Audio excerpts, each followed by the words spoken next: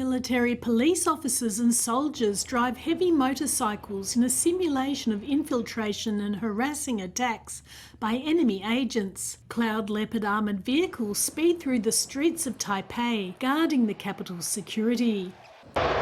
F-16V fighter jets from Chiayi Air Force Base scrambled into the air, followed immediately by Mirage 2000 jets taxiing at high speed down the runway. To mitigate threat risks, the Air Force dispersed its main fighter fleets. As the National Armed Forces entered the third day of immediate combat readiness drills, the military's elite combat capabilities were on full display.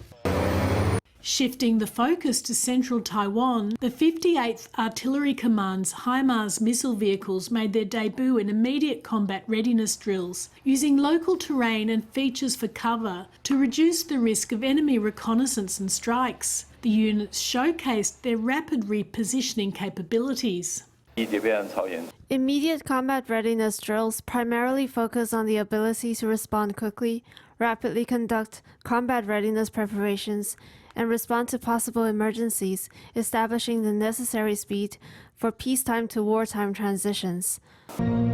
During the military exercises, the areas around the Taiwan Strait were not peaceful. Footage showed the PLA aircraft carrier Liaoning being tailed at close range by Japanese Self-Defense Force aircraft and ships. On the evening of June 23rd, the Ministry of National Defense also announced that the Fujian aircraft carrier had transited the Taiwan Strait. Surveillance photos showed the flight deck was clear of carrier-based aircraft and there were no escorting ships. The presence of two Chinese aircraft carriers near Taiwan is making the region more volatile.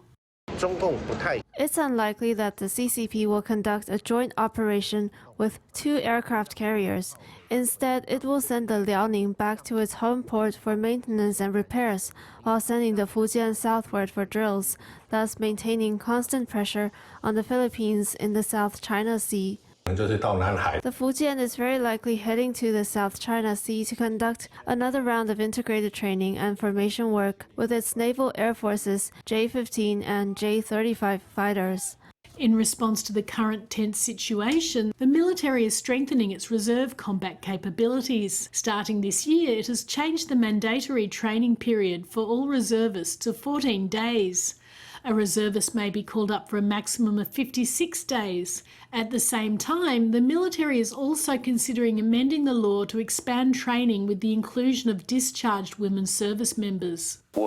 We believe women possess outstanding capabilities and perform exceptionally well in the military. Upon finishing their active service and discharging, I believe they should likewise undergo reservist training. As for amending the law, it is currently under review. By extending training periods and enhancing combat-oriented courses, the armed forces are employing a two-pronged strategy to ensure the immediate combat readiness of reservists.